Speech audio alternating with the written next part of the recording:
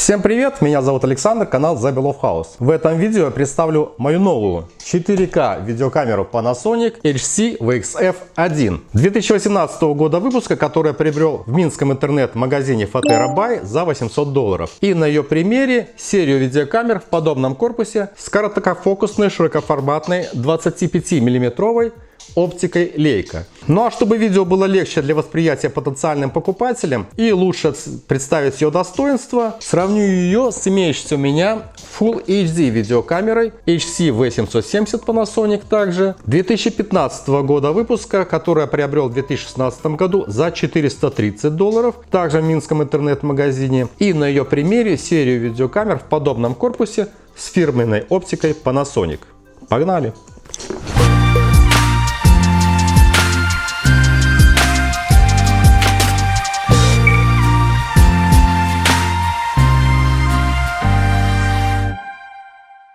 Эти кадры я снимаю на обе камеры, которые установлены на одинаковом расстоянии. Условия съемки одинаковые. Съемка ведется в максимальном для каждой камеры разрешении. Выбран ручной режим, но все настройки автоматические. По белому листу отстроен баланс белого, чтобы вы могли оценить качество съемки и отличия в формате кадра.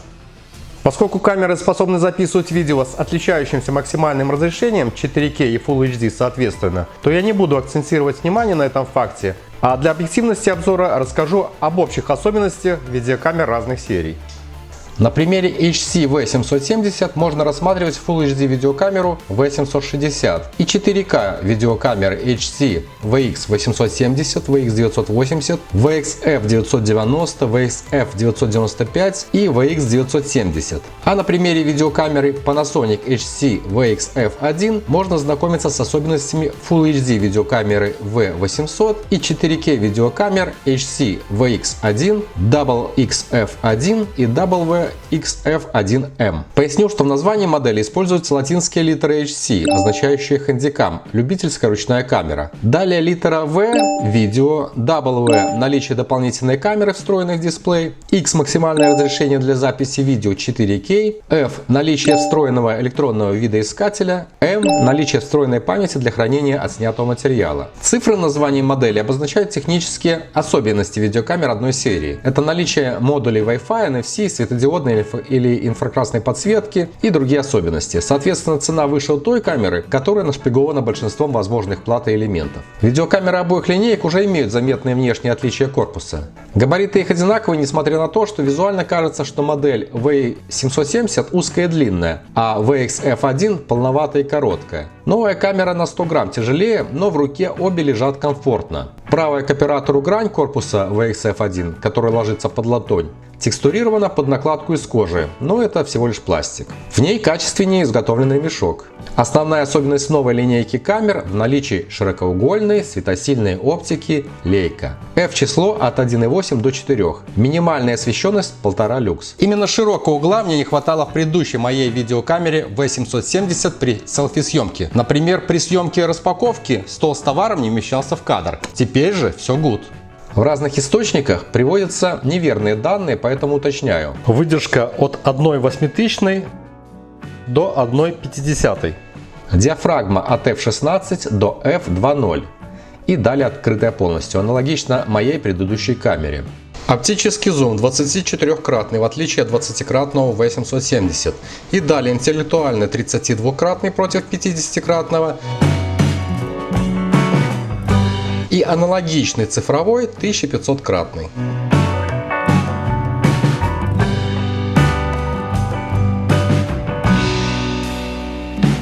Кроме того, 770 модель автофокусируется с расстояния 30 мм до объекта. Ручной регулировкой можно добиться четкости с расстояния 15-20 мм. А объектив камеры VXF1 Leica фокусируется только 60 мм, причем и в авто, и в ручном режиме. Может, это кому-то важно при макросъемке. На мой взгляд, оптика в новой камере вернее фиксирует цвета, при этом баланс белого более нейтральный и правильный. В обоих камкордерах используется дисплей диагональю 3 дюйма с одинаковой цветостоимостью цветопередачей. Но вот сравнивая обе камеры, я вижу, что и при ручном выставлении баланса белого невозможно получить нейтральный белый свет наподобие как в камере HC VXF1. То есть оптика Leica однозначно выигрышнее. И в новой камере удобнее использовать настройки с помощью кольца, как на объективах для фотоаппаратов. По умолчанию им можно изменять зум, то есть он дублирует стандартную клавишу на верхней грани корпуса и сенсорные кнопки на дисплее. Четвертый еще вариант есть с помощью подключенного по Wi-Fi смартфона в качестве беспроводного пульта управления. С помощью двух кнопок, расположенных слева под объективом, можно назначать функции кольцу для регулировки в ручном режиме, ирисовой диафрагмы и фокуса. Соответственно, на дисплее изменяется надпись Ring Zoom, Focus, Iris при последовательном нажатии на функциональную кнопку. А при выборе кнопкой Auto Manual можно вручную изменять данные значения. При съемке Full HD разрешений ручной фокус настраивается, как и в камере HC V770, отрисовкой сфокусированных деталей синим цветом. А при съемке в разрешении 4К в центре дисплея появляется увеличенная область типа линзы, и по укрупненным деталям наводится фокус, что также удобно. Еще одно отличие в том, что в камере предыдущей серии над объективом установлен светодиод подсветки. Честно говоря, я им пользовался поначалу и очень редко. Так себе фишка, подобная светодиодной вспышке на смартфоне. Данная LED вспышка неудобна в случае, если использовать светофильтр, который при навинчивании на объектив накрывает собой светодиод, и последний дает яркую засветку на изображении, потому что отражается в светофильтре. В принципе, он необходим, если вести фотосъемку в помещении. А для съемки видео я купил накамерный свет Yongnuo, но в старших моделях обоих линеек установлен инфракрасный светодиод. Его включают для ночной подсветки при использовании видеокамеры, например, в системе видеонаблюдения.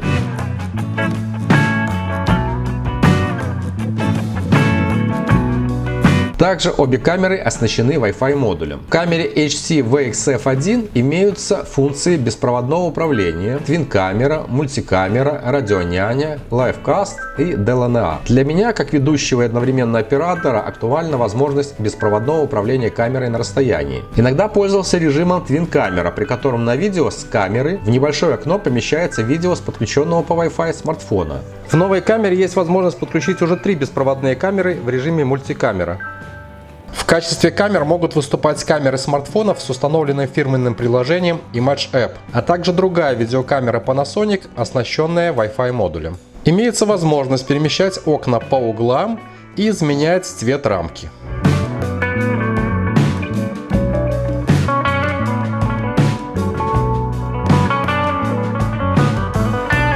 Но здесь нет NFC, как в 770 модели, я не считаю его таким уж необходимым модулем. Не очень удобно использование встроенного адаптера типа Bashmak под откидывающейся крышкой. Во-первых, не каждое устройство туда войдет. Мой видеосвет очень плотно туда всовывается, потому что гайка уже выше не откручивается.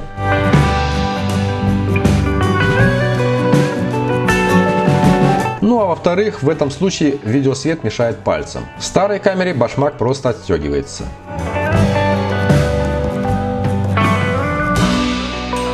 Переместили слот для карты памяти формата SD с нижней грани на боковую левую. При фиксации на камере площадки от штатива последняя немного прикрывает лючок от слота. В новом варианте со слотом под дисплеем пользоваться удобнее. Кстати, обе камеры используют SD-карты памяти. Вполне себе работают с картами памяти объемом 32, 64, 128, 256 ГБ, файловая система EXFAT. Запись осуществляется в Full HD разрешении с частотой 50 кадров в секунду в формате AVC-HD. Удобный для просмотра непосредственно с видеокамеры на подключенный через кабель HDMI телевизор, а также для записи Blu-ray дисков. При этом запись звука возможна в системе 5.1. И второй формат MP4, который используется для просмотра и дальнейшего редактирования на компьютере только со стереозвуком. Запись с разрешением 4К возможна только в формате MP4, кодеком H264 и с частотой 25 кадров в секунду. С киношной частотой 24 кадра в секунду камера пишет Full HD и 4К разрешениях. Возможно интервальная съемка, так называемый таймлапс, и замедленная slow motion.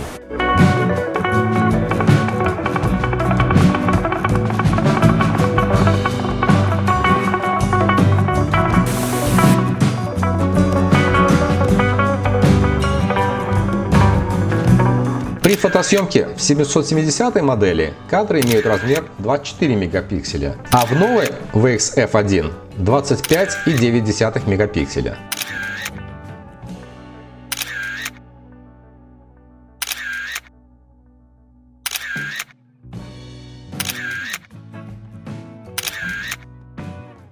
В обеих камерах есть возможность сработки фотозатвора по таймеру через 2 и 10 секунд.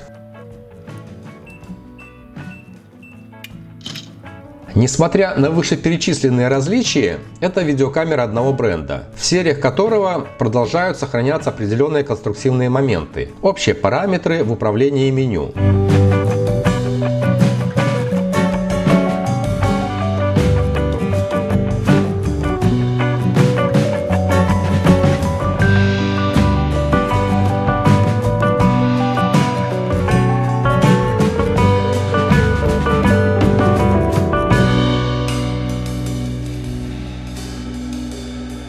Даже комплектации их абсолютно идентичны. Штатный аккумулятор на 3,6 вольта емкостью 1940 мАч. Этого заряда достаточно для видеозаписи в разрешении Full HD длительностью более 1,5 часов. Я прикупил китайский аккумулятор повышенной емкости, но контроллер камеры не дружит с аккумуляторами несертифицированной компании Panasonic и неверно рассчитывает заряд и время автономной работы. То есть время записи с новым аккумулятором увеличивается, но камера неверно рассчитывает оставшийся заряд. Например, показывает 30 минут и тут же выключается. Возможно, одновременное питание, именно питание от внешнего источника 5 вольт при видеосъемке без установленного в слот аккумулятора. Штатный кабель зарядки имеет коннектор USB, его длина 1 метр 20 сантиметров, и этого достаточно, чтобы запитать камеру от пауэрбанка, который можно поместить на наплечную или поясную сумку. Главное, этот кабель не забывать брать с собой, потому что коннектор, подключаемый в саму камеру, здесь особенно имеет вот такой вид. Также возможна зарядка аккумулятора при соединении видеокамеры через разъем microUSB с другим устройством. При этом время зарядки аккумулятора увеличивается с 2 часов 20 минут, если питать стандартно от пауэрбанка или адаптера питания, до 5 часов 20 минут в этом случае. Далее, в комплекте кабель HDMI, microHDMI для прямого подключения к внешнему экрану, кабель USB, microUSB для синхронизации с компьютером, узкая бленда и документация. Бумажная инструкция — это скорее паспорт данного аппарата, в котором изложены технические параметры, комплектация, кратко по использованию и прочее. Полная инструкция доступна в электронном виде на официальном сайте бренда Panasonic. Там же, но только в международной версии сайта, можно скачать фирменную программу HD Writer AE5.4 для редактирования видео и фотоснимков на компьютере. Интерфейс претерпел изменения. Изъяли ненужный разъем мини-джек для аналогового подключения к телевизору, поскольку нелогично видео ультравысокого качества просматривать на экране низкого разрешения. Далее, совмещенный разъем для подключения внешнего микрофона и линейный вход перемещен направо от оператора грань впереди у объектива под люк, где в 770 модели установлен разъем для подключения наушников. Его же в новой модели спрятали под люк с разъемом питания. И кнопку для включения режима выравнивания горизонта заменили на кнопку быстрого доступа в режиме записи HDR. Эти же функции доступны и через меню, хотя функциональное назначение 4 кнопок, обозначенных литерами FN, можно менять в пункте основного меню «Настройка». Если не нужен быстрый доступ к HDR, можно изменить на выравнивание горизонта. И над дисплеем дополнили кнопкой быстрого переключения режима видеозаписи, записи в 4К разрешении и фотосъемка. Возможность переключения из режима видеозаписи на фотосъемку продублирована нажатием специального значка на дисплее, как в 770 модели. На верхней грани расположен рычаг регулировки зума, и он же громкости в режиме просмотра материала, и кнопка спуска фотозатвора. Под большой палец руки ложится кнопка старта видеозаписи. В новой модели несколько неудачно расположили динамик. Сейчас его прикрывает правая рука, которая держит видеокамеру, но при съемке он не особо нужен, только при просмотре снятого контента. Данная модель оснащена электронным видоискателем. Видеокамера включается при нажатии на кнопку питания и открытии жидкокристаллического дисплея, или при выдвижении видоискателя, при этом дисплей может быть закрыт. Видоискатель удобен при съемке при ярком дневном свете. Резиновый наглазник может быть снят и перевернут для удобства просмотра левым глазом. Слева находится колесико для постройки диоптрий. В обеих камерах используется 5-осевая гибридная стабилизация. В меню ее можно включить, выключить, можно активировать следящий за объектом съемки автофокус.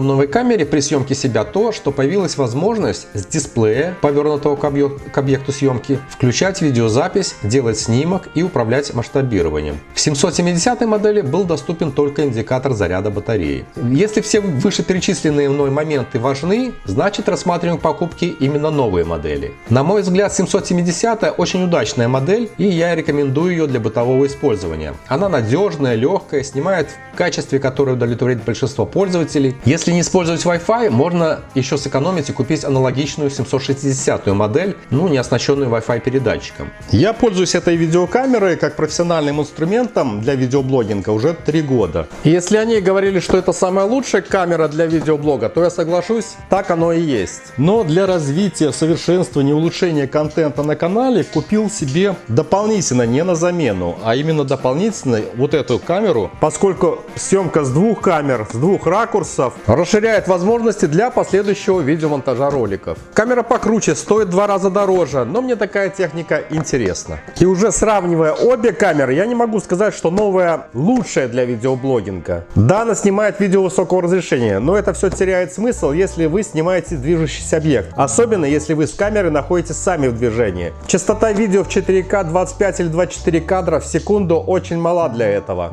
Движения получаются прерывистые, она годится только для стационарной съемки. Причем стоит в 2 раза дороже. Разрешение Full HD вполне достаточно для размещения видеороликов на YouTube.